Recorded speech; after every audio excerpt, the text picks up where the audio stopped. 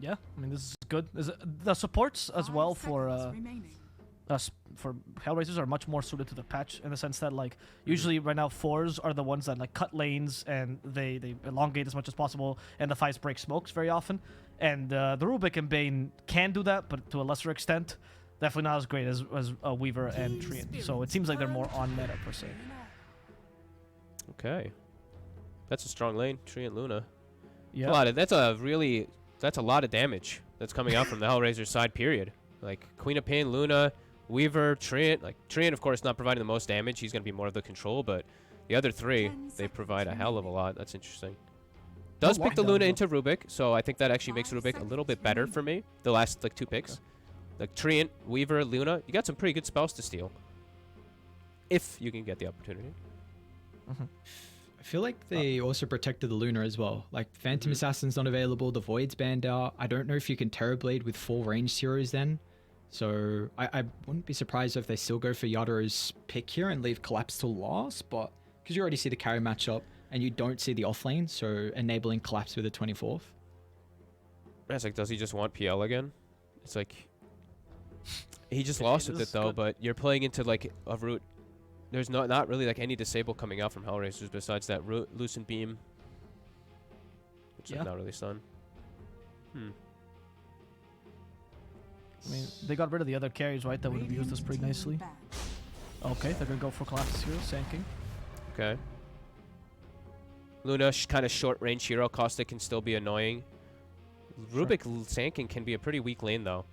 I've seen a lot of times these Sankings, like if they don't, they struggle like 2 levels or something, and then the enemy carry just free farms with denies if they have a sentry in lane. So, bit of a weak lane, I feel like Spirit putting themselves in.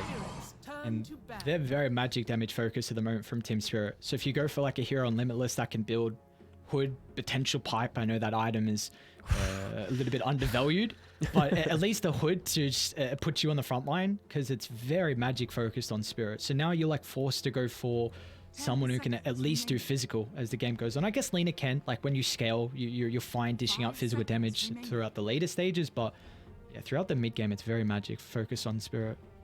Now, Ares, what's a hero that can still build Pipe and you think it's okay? That's a great question. You know which one it is?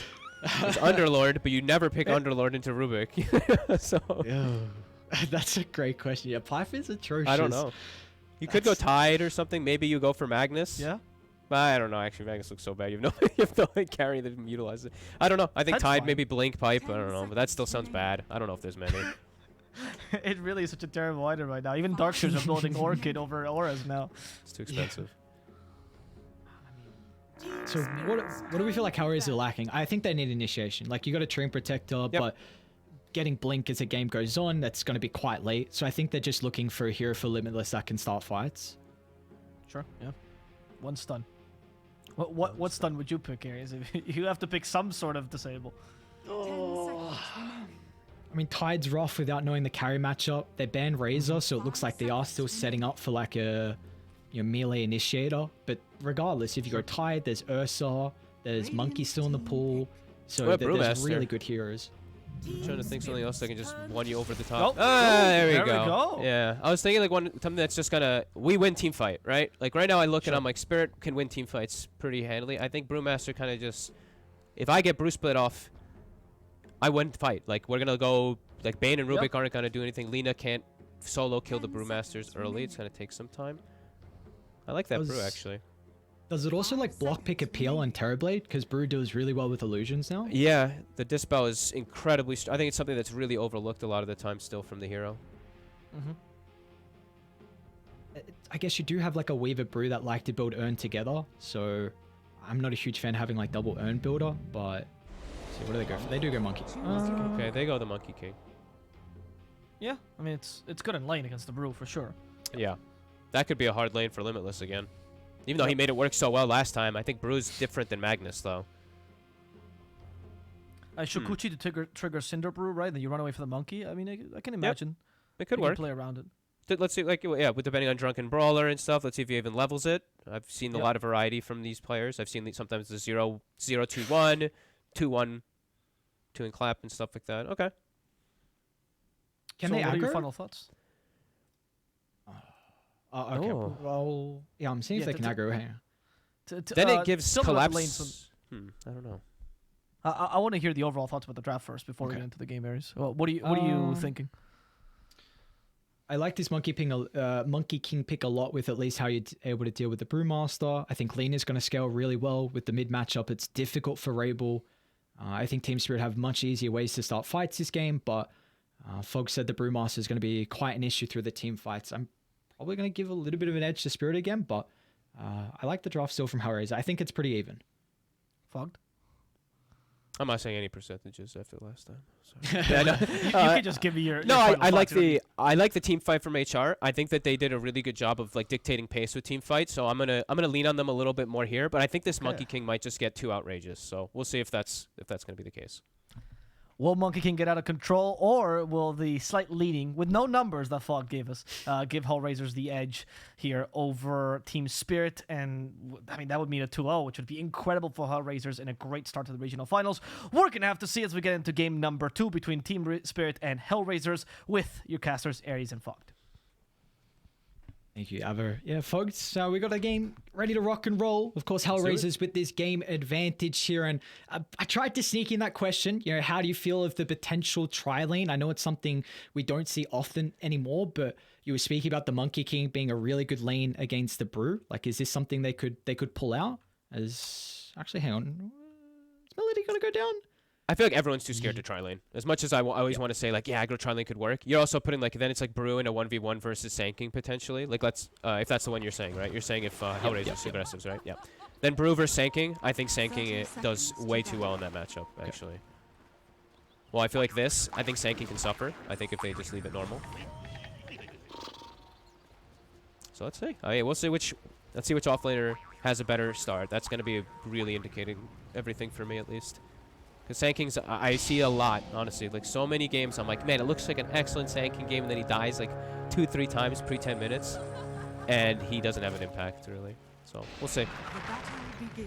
I mean, you were speaking about as well, the Luna Treant Protector. That's a lane that can dish out a ridiculous amount of damage. So, do they just look to play the, like, creep cutting game? Or, like, how do you actually play this lane to get a little bit out of it for collapse? They have to just force it. They have to shove the lane in. Like, just keep shoving it in, keep the pressure under. It's just... I'm also surprised that they did put this Obs Ward. I do want to point it out, bottom. Obs Ward directly almost in the lane. So I feel like that could just get almost instantly dewarded from a sentry in lane. So that's going to give extra golden experience, potentially, to HR. And we're going to see HR. They're going to do the same thing. Look at Maldi. Right away, he throws out the grass to try to push the wave out.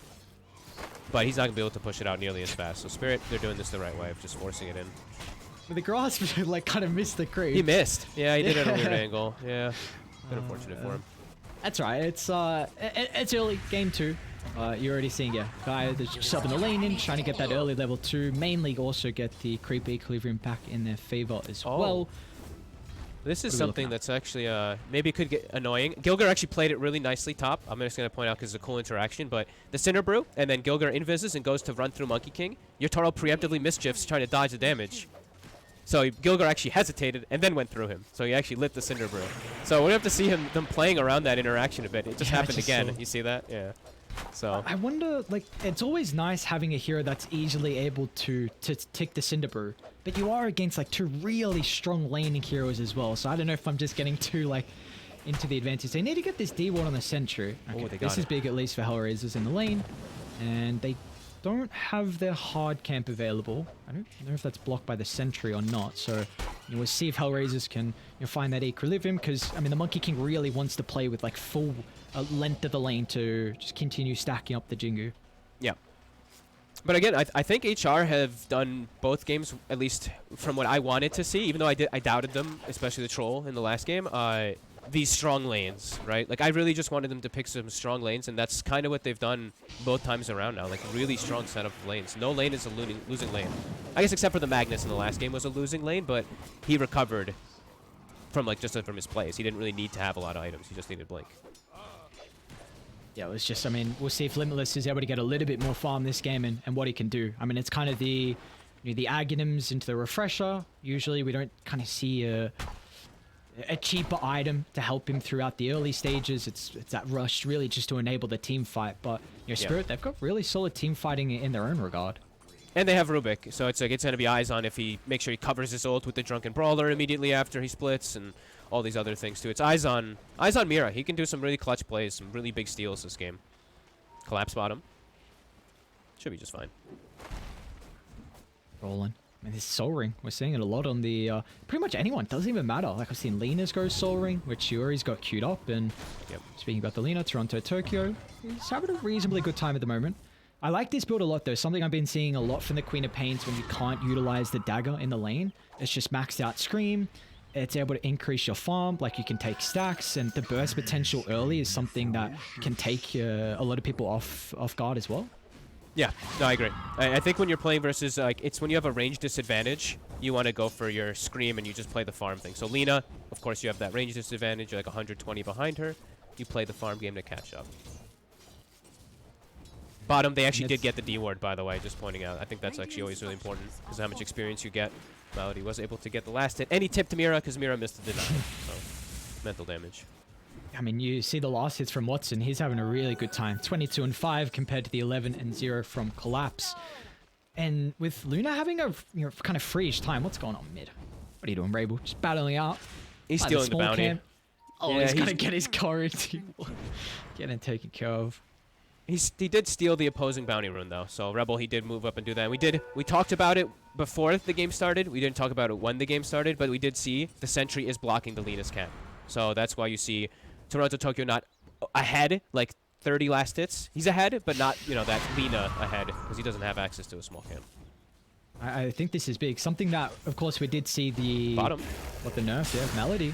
Still got the extra Burrow Strike stun for Collapse, and I mean, Melody's just going to look to stand his ground. He knows he's going to end up dying, but maybe they can at least trade the kill, as Watson gets a return onto Collapse, and continuing at least the strong start here for the Luna.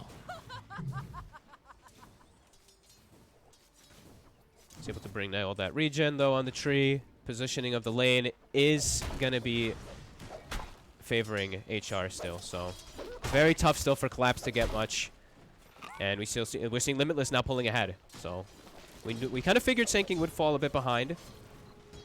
But let's see, if he dies again, that's where it's just absolutely like devastating. So we already see Collapse now. He's jungling the small camp. So that's a little bit of a concern. Is taking a lot of damage top actually. But Jingu to play with. He's going to get a little bit of life steal back, and Miposhka also gives him an opportunity to retreat as well. But yeah, we are starting to see when HellRaisers can find these levels up top, they actually can combat versus the early aggressive lane that the Monkey and Bane can also. Bottom is out of control, honestly. I was talking about how Collapse is just going to have to try to find something. I actually don't know if they can lane down here anymore. Luna's 5. So level 3 in Aura. This Treant's hitting for 130 damage. 2 points in, I actually like that he did the 2 points in Leech Seed. I know a lot of people switch it up, but I feel like when you're playing a hero that can actually utilize the heal, like a Wraith King, a Sven, a Luna, something that gets in close enough, the multiple points in Leech Seed just dominate the lane. So I think Spirit has to be really careful how they play down bottom now. Could just end up giving up a bunch of kills. They're going in now. Mira. Couple more right clicks, Watson. It's got the beam up in 3 seconds. It is only level 1, but it should give enough time for Melody to close the distance. Oh, he lost vision. Oh, no. Mira, does he actually make it away now? Looks like he does. Poor old Melody. A bit too slow to catch up. Grasp and a couple he's going for it. And Collapse got a whole wave off of that. And the catapult. That's actually pretty huge. Just little things like that to be able to come back for your sinking. Okay. I mean, Aposhka's doesn't have detection though for Gilga. We saw Toronto Tokyo posturing to maybe get that extra little bit of damage to bring down the Weaver. They did do a lot of damage to the tower though. First catapult timing, and this is a nice start here for at least Toronto Tokyo mid. You see he's top of the last hits, and they're still going to keep Miposhka nearby. If they can get this early tower, this is a big advantage. And look at the recognition. I mean, they want to bring Mirror in as well. Yeah, they're forcing the issue. It's going to draw attention away from Collapse. And then Collapse is able to do this bottom. His funny shenanigans where he's cutting the creep wave behind the tier 2 and getting farm instead of having a lane versus Luna. So now they have to bring heroes mid to try to respond to tower push. And yeah, space for side lanes. That's pretty good moves here from Spirit. Still seeing HR. They're not overreacting though. Still leaving the Brewmaster top, leaving Luna bottom. Now they're sending the Weaver mid to fill up the bottle, but I don't know. Will they hold? I have a lot of stuns. Rabel's going to posture really defensively. And there we go. Gilga's going to go in. First use of the stun, is able to set up. Nice attempt from Melody, and Rabel feels like he's got an opportunity now to jump over into the river. So he blows up at least Skillgo and trades a life for both the position 4s here, but I guess they've held the tower still. I'm still just look at Collapse. He killed the Luna's courier. He just grabbed another creep wave behind tier 2. He's going to get another one as well. After a, like we said, tough lane, the moves that they made to pressure mid allow him to get all this space, because now no one can go to him. Queen can't go to him, Tree can't go to him, Weaver can't go to him. Now this is a cool approach here from Spirit. Sacrificing some elements, but then, sacrificing some experience elements by just bringing your supports mid to push, but helping out your Sanking who is struggling. I mean, if he connects mid, this is even more plays that are coming out to enable the Collapse Sanking here. He's going to try and charge up the ultimate. Rabel blinks away, and now it's actually Limitless that's looking to show himself as well. The threat of the Primal Split will force TSpirit back, and now they have the ward on the high gun as well, so they do finally see Collapse. One point in the Burrow Strike should be long enough range to make it down to the river. Does Limitless feel like it's worth the ultimate though? We'll see if that's going to be the case. They can continue chasing. They're just going to do it as best as he can to disrupt this, but it's not enough as Limitless, nice rotations, able to get the kill and Collapse and further help this defense. Not that. Putting him down while he's already down, tipping him. This poor Sanking already struggled. Come on, man. Come on. I mean, it's got to be the mind games. This is a TI winner here. And HellRaisers, I mean, they're feeling themselves. You see Collapse struggling? They kept the tower up. Put it further.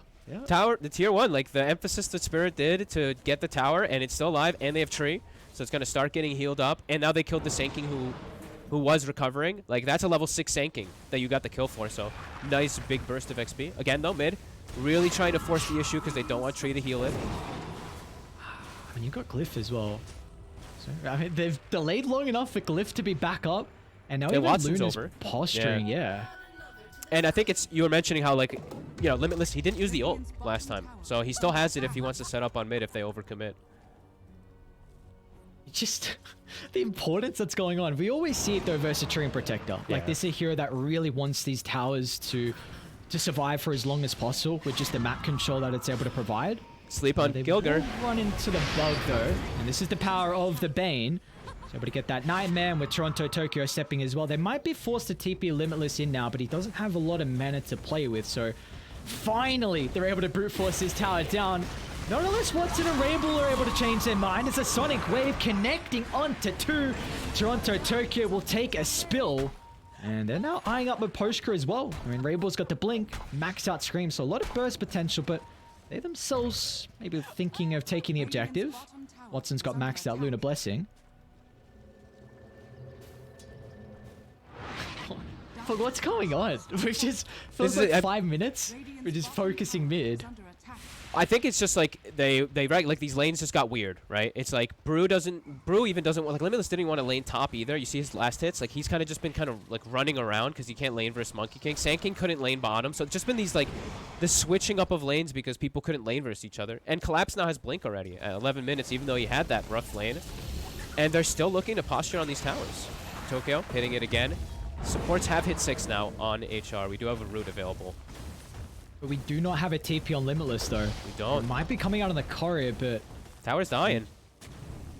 need to make a play. Can't keep losing these T1 towers as early as what you are. They're also setting up top lane with Poshka. He's got the level 6. He's going to use it on Limitless, recognizing Rabel doesn't have a way to cancel the Fiend's Grip. So look to burst down the Brewmaster, and now they're turning to Rabel next. Well, they've already used all their stuns, so Rabel should be able to blink away. He's going to go north. Nice read. Nicely done. And they will be able to keep the bottom tower alive throughout all of that. But yeah, this is so looking at things, like they don't really have great ways to reach. So we see why Tokyo is playing so aggressive on these towers. If you look at the lineup from HR, they have no ways to reach to get on top of him till like Blink Dagger Brew, and he's not even going it.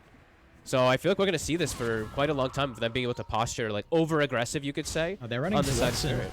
Collapse is going to look to reveal the blink. Epicenter dropped as well, and the top of the net worth here is going to end up going down. Limus is looking to connect. The rest of Radiant sweeping on over to the area as well. We've got our first split of the game, and it looks like Collapse He'll be the sacrifice here. Right, they're still posturing behind with the Sonic Wave drop. Now they won't have this burst potential for a further team fight to break out as Yotaro is going to look to charge up the Wukongs, aiming towards the Queen of Pain, and they'll cancel out the life for Rabel. Getting rid of the position too. Now Limitless is... Oh, they saw the Primal Split. Mira, I mean, that's just a cherry on top. I thought they'd get the kill as well, but now let's see if they want to smoke afterwards, having this Primal Split on Mira. They're still chasing though. Yotaro got this Boundless Strike up shortly. Telekinesis ready as well. Limitless is pretty goddamn speedy though, with the help of the Drunken Brawler. But you already recognize, I mean, Radiant, they used a lot. 2 heroes are showing bottom. They split. And yeah, Mira, he's forced to use. He's like, all right, I may as well, Brewmaster. You've taken too long to get this kill. He's still wasting so much time. The fact that Limitless is still alive, he's even juking through the tree line. Not into Miposhka though. Gets in range and finally cuts away the life. But I mean, that was quite the space created. They get to hit tower. I'm very surprised he actually gave Primal Split. With Drunken Brawler, he's a bit slow. And an overextended fight. HellRaisers, they tried to chase out for these kills because they lost their carry and they ended up losing pretty big on it, on that chase out. How does this game look with a really farmed Luna? Like, do you feel like Watson is able to carry HellRaisers like we often see from him? It looks a lot harder into what he's up against, honestly, because he's up against Bane, like best anti-carry. And I was mentioning before how the reach on HellRaisers is limited. I don't really know how they're going to cancel Fiend's Grip in a lot of these fights. After I saw that top hit situation, like, who's going to do it? Lucent Beam? It's going to have to be the Brew Split in most situations if it's they're onto the top, Brew. But Yotaro is just soloing Limitless at the moment. Got some heroes looking to connect, but he doesn't have the Primal Split to really give him that bonus lives back. They're still going to turn on the Monkey King.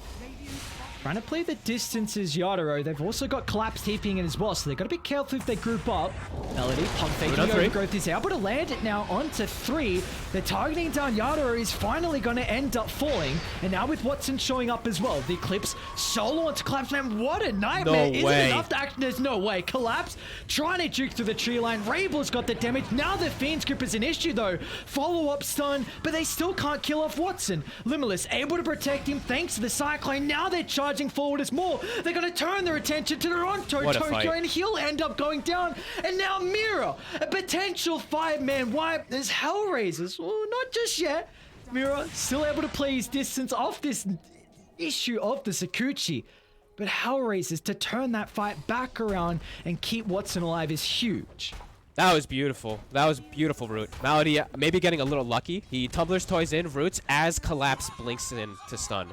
So he gets all 3 of them, and then they just are able to consecutively chase forward. Fiend Zoops comes out, but it's late. The Brewmaster Split's there to cancel. They just envelop them completely, and that's where Luna thrives, with your whole team, with that aura. That was a very good fight. And like I said, a little lucky with the Root, but it ends up being perfect. Because Spirit's the one that forced the fight into HR, and HR reacted nicely. I mean, and now Luna has BKB. Yo, that's the big thing. Now things. You can continue. Like you said, we take a look at the replay. I mean, the fact that you started the fight on Limitless, he didn't have Primal Split, you weren't able to burst him down. And that was the big issue towards Yen. Like the fact that he was able to get the split off, cancel Miposhka's Fiend's Grip, which is really their only way to deal with Fiend's Grip, honestly. Like, how else are you going to cancel that? Maybe as the game goes on, like Queen of Pain, Aghanim Shard, but that's really the person he's probably going to be aiming. But then you're like, do I aim the Bane or do I take Yotaro out of the fight? Yeah, it's huge. And that kind of changes from what I was saying before, where it's like, can they protect the Luna? With BKB, she protects herself pretty nicely as long as she doesn't get initial stunned. She's able to just get the BKB off. It's going to change a lot. So initiation is going to be huge for Spirit if they can get the initial stun on Watson. Now, he does have BKB. Close game still, though, within that 1K. Again, this is going to be the issue, though. I mean, Collapse with this blink is going to be working into the Yules, it looks like. Lena shortly with BKB as well. So definitely Spirit is still starting to hit their timings, but there's a question if HellRaisers look to force a fight now. I mean, you're about 900 gold away from Brew Ags, which you might... Do you think you force a fight before that? He doesn't have level 2 ulti as well. I didn't see what information they had yet on the Monkey King. I think they only saw the Ogre Axe, so they should know that he's getting close to BKB, but not quite there. Same for the Lena. So I think they can force it with that information. I don't know what other information they had, but they have BKB and they know the enemy cores don't. So look at this. They're roshing. And Okay. it's going to go down decently. I mean, 4 points Lunar Blessing. I mean, the bugs as well at 3, but not getting that D ward maybe makes them consider otherwise. Oh, man. I think that they don't know this, but that was actually such a perfect opportunity for them because the BKBs are almost finished. What, 800 for the Monkey King? I think Lina's is coming out on the courier, but they would have had it there. They just, yeah. Of course, we have bird's eye view, so it makes it a lot easier to make that call, but they're going to look for something else instead. And they still do have a few moments before those BKBs are online from Spirit, so if they run into an engagement now, it can be okay, but in a few moments, that's going to change when double BKBs are out. Yeah, and it looks like Dire is starting to connect to try and set up. They still have this high ground ward that HellRaisers is going to put some emphasis on, but Collapse setting up for the Epi, finds that double initiation. Now 2 heroes get melted. Great start here for Collapses. I mean, maybe they can now consider taking objective. Maybe more kills instead, though. Mira, stalking Limitless. They've got the sentry nearby, so they're going to spring the trap. Mira still is able to reset. Rainbow jumping on 4, but they're going to turn to deal with the Brewmaster. They're able to burst him down before the split. This is a big advantage now for Spirit. As HellRaisers, I mean, you didn't even get the BKB off, and it wouldn't even matter as Miposhka lands the grip. They make it a 4-for-1. Wow. That was, I mean, the Ward playing into everything, as we said, Vision, playing a huge game, double stun, and then they just get chase kills. And now those BKBs are done, so, ooh, HR. And obviously they don't know, but probably kicking them, they're going to be kicking themselves afterwards when they watch that they had maybe an opportunity for Roche. Because now, yeah, BKBs are online, fights are much more difficult. A lot of your damage is going to be negated. They just have easy access to your Luna now to get on top of her. It's always felt like it's, you know, you've highlighted Miposhka and his, you know, vision emphasis throughout kind of his career, and we saw it last game. Of course, they weren't able to take it, but the cheeky ward they placed behind the tier 1 tower mid, and now just look at the vision for Dire, like completely controlling the map. They've got so much information to play this second game off. HR looks like they're kind of losing control. Brewmaster 6,000 net worth. Even though they got that successful top fight, it's quickly gone into Spirit's favor. And they're playing around that ward still, just waiting for HR to move into it. Not again. Smoke pops. They broke it.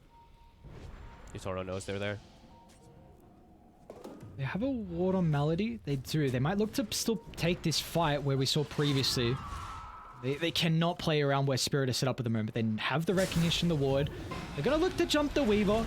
Not the best target to initiate on, but at least they can now make it a numbers disadvantage. They don't have a way to start fight. Their way to start fight is Bruce splits and runs in. Like, they don't have a blink dagger. Collapse has Spirit has multiple different ways to start the fight now, with Collapse either jumping in as the Sand King, or Yutaro just flies in and gives vision as the monkey. This game is starting to get very difficult for HR very quickly. And that truly felt like was one of the big factors on why HellRaisers could take game 1. Of course, the team fight, but you had the Mars, you had the Mag as well to start fights, and now it's just completely different. Like, you don't have that ease of execution. And we see how the game's just so much easier for TeamSpirit to play. They are smoked up, though, looking to move towards a triangle. Quick fingers to jump from off. Yadoro. Yeah, down he goes. Gilga's still looking to connect, though, but Collapse as well is able to blink away before the Earn tick, and I mean, Spirit, all of a sudden, this net worth lead is just ballooned up to 6,000. It's just HR running around trying to catch anything, but they just don't have the catch without the blink. I see the tree is also working for it. He's far, though. Like 900 gold. Brewmaster has to finish Ags. I feel like they're going to get caught on the retreat. The timing was so close. Wait, Rabel's hitting Roche. I don't know. This is so scary for HR. Like, they have no way to jump. They're going to get jumped.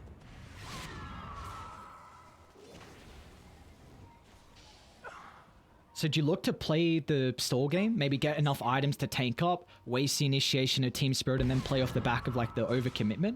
I think they had, like, finished his brew Ags. He's got it now. And then you just initiate with the brew, just running in with his brewlings and giving information for the team. And then the secondary brew split is the one where it's more about, like, splitting up the fight and actually controlling heroes. But even then, it's awkward and it feels forced. I feel like they're just running into Spirit's hands, and Spirit's like, okay, thank you. You know, you just walked into a Sand King and a BKB Lina.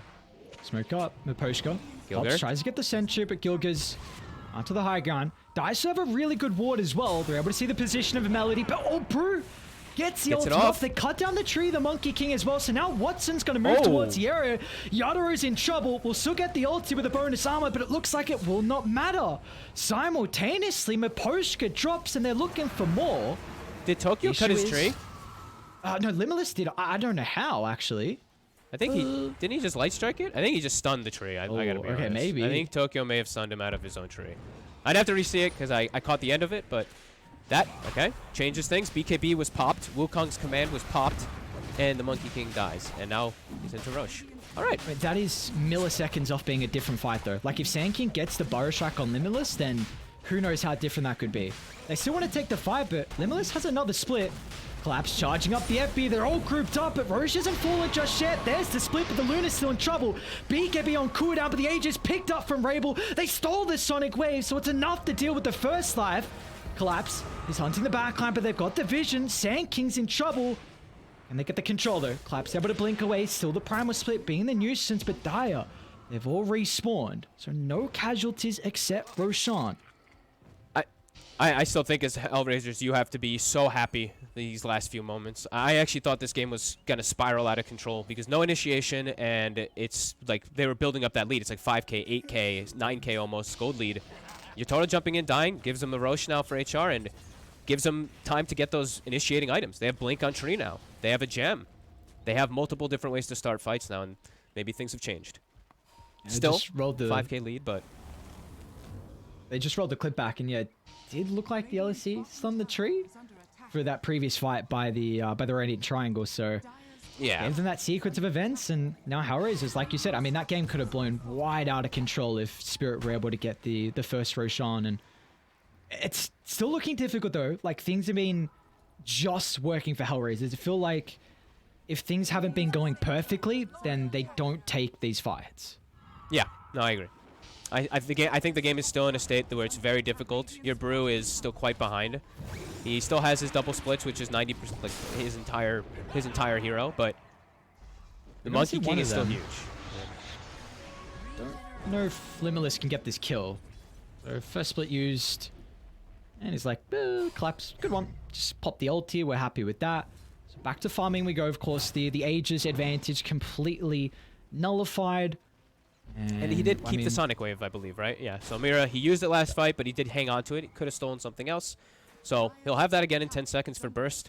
And they have Blink as well. That actually could be pretty huge versus, like, Luna.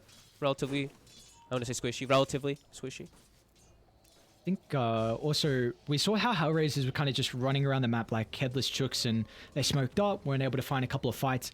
Yoga did buy a gem, I think, before that Roche fight. He did. So they had enough. They were like, okay, obviously Miposhka's beating us in the Vision battle. We just have to go for this early gem and try and get some control back. Yeah, I think they also saw, the Shadow Blade, right, from Tokyo. So it's like that double benefit where they're able to use. And also, I guess, into a Sand King as well, too. So triple benefit. They're revving up the Epi bottom, potentially. Yeah, they're going to go in. Mirror utilizing the Sonic Wave burst, and they will secure with a kill. Everybody's going to try and TP in because not much the Queen of Pain's able to do. So nice quick kill onto the Brew. And do you feel like HellRaisers, though, in a position, though, to keep taking these engagements, or are we still looking for some items to be completed? I think BKB Queen is absolutely needed first, but I actually still think that the fights are hard. Actually might be in trouble. Collapse going to jump once again. This time they'll have the chain control. No BKB. Spirit, what a read that someone was going to come farm this bottom side. Toronto, Tokyo joins with the boots of travel. And now you've got a dead Luna. And, I mean, they're sieging high ground. He spent his gold, too. He's going for the Lincolns. And I think this is one thing we're talking about, like when we always mention stuns, right? Control inside of team fights. Everybody on the side of Spirit has a stun. Almost nobody on the side of HR has stuns. So it's much more difficult for them to set up these side plays. For Spirit, like, that just came naturally. They saw a hero, everyone clicked their spells on him and killed him. On HR, it's going to have to be much more complicated for them to ever set up like that. Like, they don't have an Orchid on Rebel either. Like, he's got his BKB and his Kaya Sanj, the usual, but that means he can't make plays on side lanes. He's great in team fights, but for pickoffs and stuff like that, it's non-existent. I think even with BKB, it's going to be difficult, though, because you are playing into the Bane. So, yeah, I agree. I mean, we just see how Miposhka's playing. One of his best heroes, making sure he sets up. Yadaro's got so much mobility. Lena with boots of travel. They can just instantly close the distance and follow up. So this is going to be really difficult now for HellRaisers just to stall this game out. Yeah. No, absolutely. And I think, like, this, you know, your Limitless, your Brew, he's farming. He has to hit level 20 at some point relatively soon, because I think we're going to start seeing the Brewlings even dying to Monkey King plus Lina. They're starting to get to the point where they can just turn and hit them. So I think the game is, sure, they got that Roche, they got that very lucky team fight, I still want to say, but I think game state hasn't changed all that much. I think it's still a huge uphill battle for them. I mean, now you're going into the Ice Guardi for the Monkey King, one of the better ways to deal with the Luna. I mean, they've got another range core as well with the Queen of Pain, and I think also Lina. Is she going Satanic next? It's very, very far on Toronto, Tokyo. Playing versus Treant Protector, BKB Satanic is like the dream. It's the bread. It used to be your BKB Mantas, but now since Satanic does this spell, you can go your BKB Satanic because then you always have a play around trio. They are underneath the Die Ward. Melody's going to look to get rid of that though. Oh, fighting into a DD on Toronto, Tokyo is not an easy task at all. It's the thing. I mean, Yadoro can just give them a little bit of information. If he keeps jumping forward, he might see Rabel shortly. Collapse has an E-Blade. Wow, I didn't realize how farmed he was. Yeah, I was going to ask, like, what do you feel like this E-Blade does? Is it just a quick burst? Because it's not really great defensively. Like, there's a lot of magic damage on HellRaisers. I'm not sure. It's a good burst, Collapse. for sure. It's going to look to start. Rebel jumps in as well, but they're just going to melt through the Queen of Pain without the opportunity to pop the BKB. It's looking like a free fight for Watsuno. He's trying to veer his attention to the backline, but he actually wants to just BKB TP out of Toronto, Tokyo. He doesn't have enough damage, so Luna will make it away, but the rest of the HellRaisers, they're in trouble. When they're trying to deal with Limitless second, Bruce, but they should easily be able to go through it. No escape for the Brew, and we just see TeamSpirit. This game, their team fight is just too much to fear. Yeah, that says it all, right? That was also an insane jump from Rebel, I have to say. The blink forward into everybody. He just dies. He didn't really get almost anything off. You got to think initially stunned. And that's like, I feel like that's kind of what we saw building up for a while, though. I feel like that actually should have happened earlier, and I feel like HR got really lucky when the Monkey King tree got cut, because this felt like it was inevitable. They also get another pickoff onto Gilger in the lane. Observer Sentry dropped, and easily played for Mira and Toronto, Tokyo, and now a 13,000 net worth lead in this game. Starting to really get out of balance here for HellRaisers. I think that's probably the worst place I could have seen them actually taking the fight, I gotta be honest, too. Inside of trees versus Sand King and Monkey King. That was, yeah, devastating, really, for HR. And they lose their gem, too. Full control gone. 14k lead. I'm sure it's like 80, 90, or 90% win probability or so by now. Yeah, 89%. It's looking grim. I mean, with Roshan soon to be up as well, this is just that next objective that Spirit are waiting for. They've got a lot of level timings as well. I mean, all three of their cores above the 20, so Collapse has got more stun lock with the 8.8 second cooldown Burrow Strike, and they can't kill any of these. Starting. Yeah. They can't kill any of the cores fast enough before they get something off now at this point, right? Like, Collapse will get his Yules or his E-Blade off unless he somehow gets his tree cut. Or, sorry, Yotaro will get his BKB off unless he gets his tree cut off. He's 3k HP. Collapse will get Yules or something off very likely unless he's completely isolated. Like, yeah, the fights are getting too hard with their limited stuns, as we kind of thought might happen with the draft, but... They know this smoke is coming, though. Scan connects. The rest of HellRaisers is actually going to look to push to the northern side as they jump in. If they can get rid of Limitless, that's a key component through the team fight, and they'll do so with ease. Watson can't run. Now the rest of HellRaisers are just trying to beeline out of the area. They'll turn it back around potentially. Jumping from Rabel, the burst is not enough. It's Watson's on the outskirts. They're targeting Yadoro down with the BKB on cooldown, but still, TeamSpirit, they control the higher gun with ease. Now they've still got more ability to chase forward for more. Knowing the BKB is on cooldown, I mean, there's no escape for the Luna. And maybe he can get a kill on Sand King, but even then, Gilgil unable to do so. Ladies and gentlemen, we are going to a game 3 as TeamSpirit. Strong showing from them.